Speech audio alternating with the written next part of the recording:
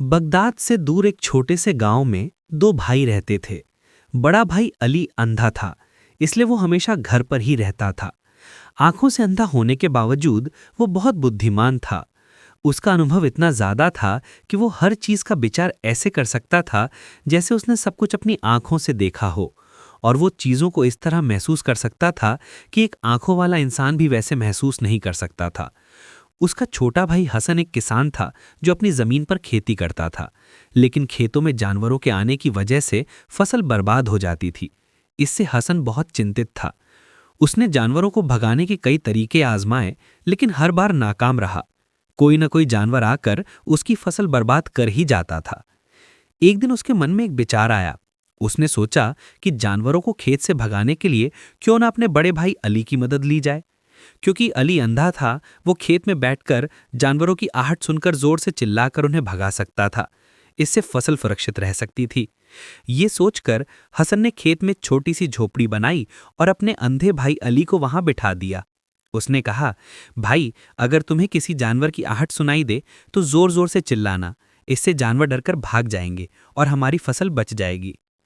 अली हसन की बात मान गया और उस दिन से वो खेत में रहने लगा। जब भी उसे किसी जानवर की आहट सुनाई देती, वो जोर जोर से चिल्लाने लगता, जिससे जानवर डरकर खेत से भाग जाते और फिर वो वापस झोपड़ी में आकर बैठ जाता और ध्यान और चिंतन में लग जाता। कई दिन इसी तरह बीत गए। एक दिन खेत में एक हिरन दौड़ता हुआ आया और खेत की बाड़ तोड़कर भाग गया। इस हिरन का पीछा करते हुए एक खलीफा सुल्तान महमूद खेत में आ पहुंचा। सुल्तान महमूद की नज़र इस अंधे भाई अली पर पड़ी। सुल्तान ने उससे कहा, देखो, मैं यहाँ एक जानवर का पीछा करते हुए आया हूँ, क्या तुमने उस जानवर को यहाँ देखा है? अली ने जवाब दिया, हे सुल्तान, मैं तो अंधा हूँ, मैं किसी जानवर को कैसे देख सकता हूँ? लेकिन मैं आपको ये ज़रूर बता सकता हूँ कि जो जानवर मेरे खेत से गुजरा है वो आपके लिए बिल्कुल उपयुक्त नहीं है। आप उसके पीछे अपना समय बर्बाद कर रहे हैं। अंधे आदमी की ये बात सुनकर सुल्तान हैरान रह गया। वो सोचने लगा कि ये आदमी अंधा है तो उसे कैसे पता चला कि मैं हिरण का पीछा कर रहा हूं और वो हिरण मेरे लिए उपयुक्त नहीं है। सुल्तान ने कहा, क्या तुम मुझसे झूठ नहीं बोल रहे हो? एक तरफ तुम कहते हो कि तुम अंधे हो और दूसरी तरफ ये भी कह रहे हो कि जो जानवर यहां से गया है वो मेरे लिए उपयुक्त नहीं है। अली ने जवाब दिया, हे सुल्तान, जिससे आप हिरन समझ रहे हैं वो हिरन नहीं बल्कि एक हिरनी है, और वो भी गर्भवती है। मैंने कभी किसी सुल्तान को गर्भवती हिरनी का शिकार करते नहीं सुना, इसलिए मैं कह रहा हूं कि वो हिरनी आपके लिए उपयुक्त नहीं है। उसके पीछे भागने से बेहतर है कि आप अपना कीमती समय बचाएं और कोई नया शिकार ढूंढकर अपने शिकार का शौक पूरा करें। ये सुनकर सुल्तान और भी हैरान रह गया। वो सोचने लगा कि इस अंधे आदमी को कैसे पता चला कि वो हिरनी है और गर्भवती है। सुल्तान ने अपने सिपह सालार यूसुफ से कहा, यूसुफ, मुझे वो जानवर जिंदा चाहिए, क्योंकि मैं ये जानना चाहता हूं कि क्या वो सच में एक गर्भवती हिरनी है। ये अंधा आदमी बहुत विश्वास से कह रहा है और मुझे ये पक्का करना होगा, अगर वो गर्भवती हिरनी ही हुई तो वो हमारे शिकार के लायक नहीं है, क्योंकि हम तो हिरण का पीछा कर रहे थे। यूसुफ सुल्तान की इजाज़त लेकर आगे बढ़ा और घोड़े पर चढ़कर उस हिरनी को खोजने लगा। वो हिरनी अब तक थक चुकी थी और एक जगह खड़ी थी और साफ दिख रहा था कि वो गर्भवती है। जब यूसुफ ने ये बात अपनी आंखों से देखकर पक्की कर ली तो वो बहुत हैरान हुआ और थोड़ी देर बाद ये भी कह रहे हो कि जो जानवर यहाँ से गया है वो मेरे लिए उपयुक्त नहीं है। तुम्हें ये कैसे पता चला? तुम्हारे खेत में और भी बहुत से जानवर आते हैं, तो तुमने ये अनुमान कैसे लगाया? अली ने जवाब दिया, हे सुल्तान, जब वो हिरनी मेरे खेत में आई तो उसकी गति और उसके दौड़ने की आवाज़ सुनकर मुझे लगा कि एक हिरनी है। मेरे खेत की बाड़ बहुत छोटी है, उसकी ऊंचाई ज़्यादा नहीं है। अगर कोई हिरन होता तो वो उस बाड़ को आसानी से लांघ जाता, लेकिन इस हिरनी ने बाड़ तोड़कर दौड़ लगाई। अगर वो छलाने लगाती तो उसके बच्चे को खतरा हो सकता था। इसी से मैंने समझ लिया कि वो गर्भवती है। सुल्तान ने एक और सवाल किया, लेकिन तुम्हें ये कैसे पता चला कि वो हिरनी ही थी? कोई और जानवर भी तो हो सकता था। अली ने कहा, हे सुल्तान, मैं दिन भर सुबह और शाम यहीं बैठता हूँ। मानता हूँ कि अल्लाह ने मुझे आंखें नहीं दी हैं, लेकिन आंखों के बदले अल्लाह ने मुझे सुनने की शक्ति बहुत ज़्यादा दी है। मैं जान जाता हूँ कि कौन सा जानवर मेरे खेत में आया है। उसी के अनुसार मैं ज़ोर से चिल्लाता हूँ ताकि वो भाग जाए और मेरी फसल को नुकसान ना पहुँचाए। सुल्तान इस जवाब से संतुष्ट हो गया। वो मन ही मन सोच रहा था कि ये आदमी अंधा होते हुए भी बहुत ज्ञानी है, इससे कुछ न कुछ तो ज़रूर सीखना चाहिए। ये सोचकर सुल्तान अली को अपने राजमहल में बुला लिया। राजमहल पहुंचकर सुल्तान ने कहा, तुम तो बहुत ज्ञानी हो, तुम्हें हर बात आसानी से पता चल जाती है। मैं तुमसे एक और सवाल करना चाहता हूं। क्या तुम मुझे बता सकते हो कि मैं अपने पिता का बेटा हूं या किसी और का? अली ने कहा, हे सुल्तान, इस बात से आपको क्या फर्क पड़ता है? आप जिसके भी बेटे हों, आप तो इस सल्तनत के सुल्तान हैं। इस सवाल को छोड़ दीजिए। लेकिन सुल्तान जिद पर अड़ गया और बोला, नहीं, मुझे इस सवाल का सही जवाब चाहिए। ये सवाल मुझे हमेशा परेशान करता रहेगा, और अगर इस बात को जानने के लिए तुम्हें मेरी माँ से मिलने की ज़रूरत पड़े तो मैं तुम्हें अपनी माँ से भी मिलवा सकता हूँ। अगर तुम सही जवाब दे सके तो तुम जा सकते हो। अली ने कहा, हे सुल्तान, इसके लिए मुझे आपकी माँ से मिलने की ज़रूरत नहीं है। मैं अभी बता सकता हूँ कि आप किसके बेटे हैं, लेकिन पहले आप मुझसे वादा करें कि आप मुझ पर गुस्सा नहीं करेंगे। सुल्तान ने कहा, मैं वादा करता हूँ कि मैं तुम पर गुस्सा नहीं करूँगा। इसके बाद अली ने कहा, हे सुल्तान, आप अपने पिता के ही बेटे हैं, लेकिन आपके पिता बहुत कंजूस थे और उनकी ये आदत आपके अंदर भी आ गई है। ये सुनकर सुल्तान गुस्से से आग बबूला हो गया। उसने तलवार निकाली और अपनी माँ के पास गया। वहां उसने कहा, माँ, मुझे सच सच बताइए, क्या मैं अपने पिता का ही बेटा हूं? अगर आपने सच नहीं बताया तो मैं यहीं अपनी जान दे दूंगा। उसकी माँ ने कहा, बेटा, तुम अपने पिता के ही बेटे हो, लेकिन ये सच है कि तुम्हारे पिता बहुत कंजूस थे। वो सब कुछ जमा करके रखते थे और खर्च करने से डरते थे। उनकी ये आदत तुम्हारे अंदर भी थोड़ी आ गई है। ये सुनकर सुल्तान फिर अली के पास गया और पूछा, तुम्हें कैसे पता चला कि मेरे पिता की कंजूसी की आदत मेरे अंदर आ गई है? अली ने कहा, हे सुल्तान, आपने मुझसे कई सवाल पूछे जिनके जवाब मैंने आपको सही दिए। अगर कोई और सुल्तान होता तो मुझे अब तक बहुत सारे नाम दे दिए जा चुके होते, लेकिन आपने अब तक एक पैसा भी नहीं दिया है। इसी से मैंने अनुमान लगाया कि आपके अंदर भी कंजूसी है जो आपके पिता से आई है। ये सुनकर सुल्तान जोर जोर से हंसने लगा और बोला, तुम बिल्कुल ठीक कह रहे हो, लेकिन अब मैं तुमसे एक और ज़रूरी बात जानना चाहता हूँ। हाल ही में मुझे शक हो रहा है कि मेरे दरबार में कोई मेरे खिलाफ साजिश कर रहा है। क्या तुम ये पता लगा सकते हो? अली ने कहा, हे सुल्तान, ये एक संवेदनशील मामला है, लेकिन अगर आप मुझे इजाज़त दें तो मैं आपके दरबार के लोगों से मिलकर यह पता लगा सकता हूं कि कोई साजिश हो रही है या नहीं। सुल्तान ने कहा, ठीक है, मैं तुम्हें अपने दरबार में ले चलता हूं, लेकिन तुम्हें बताना होगा कि कोई मेरे खिलाफ साजिश कर रहा है या नहीं।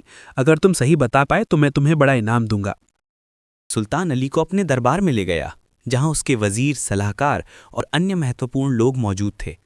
अली चुपचाप सब कुछ सुनने लगा। वो दरबार में बैठा और लोगों की बातों, उनकी आवाज़ के लहजे, उनके ठहराव और उनके बर्ताव पर ध्यान देने लगा।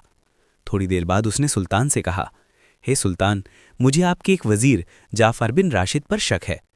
जब वो बात करता है तो उसकी आवाज़ में एक अजीब सी घबराहट होती है। वो बार बार अपनी बात बदलता है, और जब आपने नए करों के बारे में बात की तो उसने तुरंत विषय बदल दिया।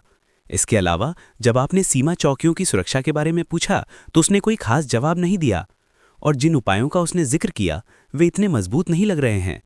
इस तरह के उपाय अगर किसी खिलाफत में होंगे तो कमज़ोर से कमज़ोर सेना भी यहाँ हमला कर सकती है और आसानी से कब्जा कर सकती है। ये सब इसी ओर इशारा कर रहा है कि वो कुछ छिपा रहा है। सुल्तान ने हैरान होकर पूछा, तुम इतने यकीन से कैसे कह सकते हो? अली ने कहा, हे सुल्तान, मैंने सालों से लोगों की आवाज़ और उनके व्यवहार से उनके मन की बात जानना सीखा है। जब कोई झूठ बोलता है या कुछ छिपाता है तो उसकी आवाज़ कांपती है। वो बार बार अपनी बात दोहराता है या विषय बदल देता है। उसके हाथों की हरकतें और चेहरे के हाव भाव उसके राज को खोल देते हैं। मैं आपको सलाह देता हूं कि इस वजीर के कामों की जांच करवाएं।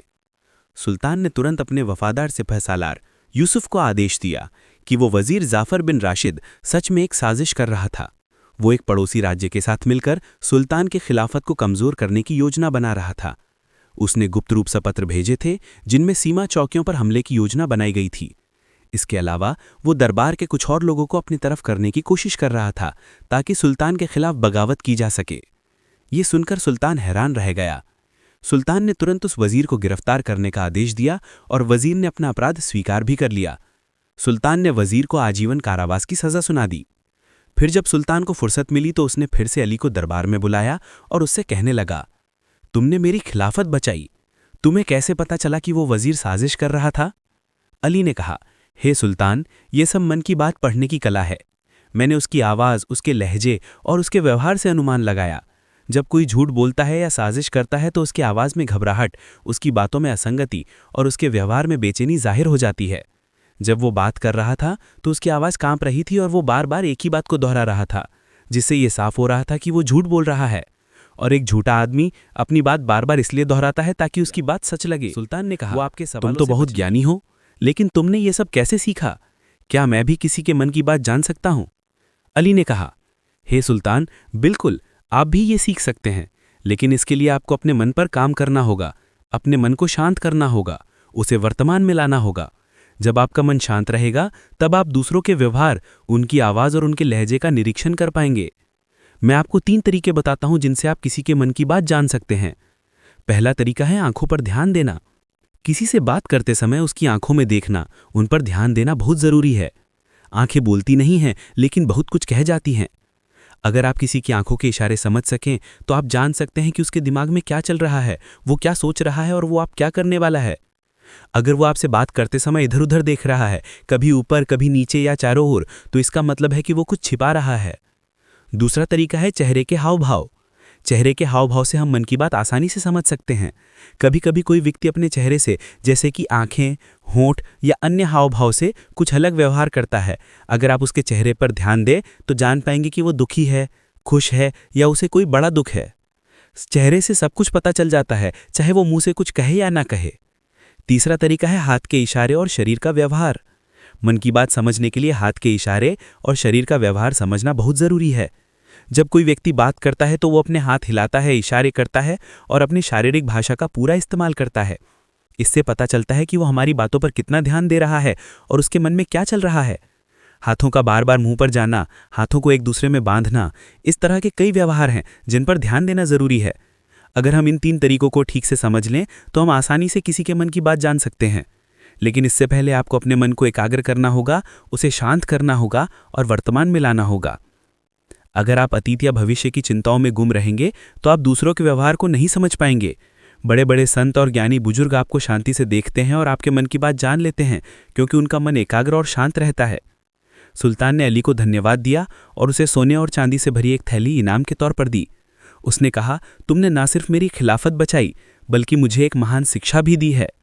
अली ने हंसकर कहा, हे सुल्तान, ये सब मन की बात पढ़ने की कला है और इस कला को कोई भी सीख सकता है अगर वो अपने मन को एकाग्र कर ले। दोस्तों, उम्मीद है कि आज का ये वीडियो आपको बहुत पसंद आया होगा। वीडियो पसंद आया हो तो इस वीडियो को लाइक करें और अपने दोस्तों के साथ शेयर करें। इसके अलावा हमारे चैनल को भी सब्सक्राइब करें। मिलते हैं एक और नए वीडियो के साथ, तब तक के लिए अल्लाह हाफिज़।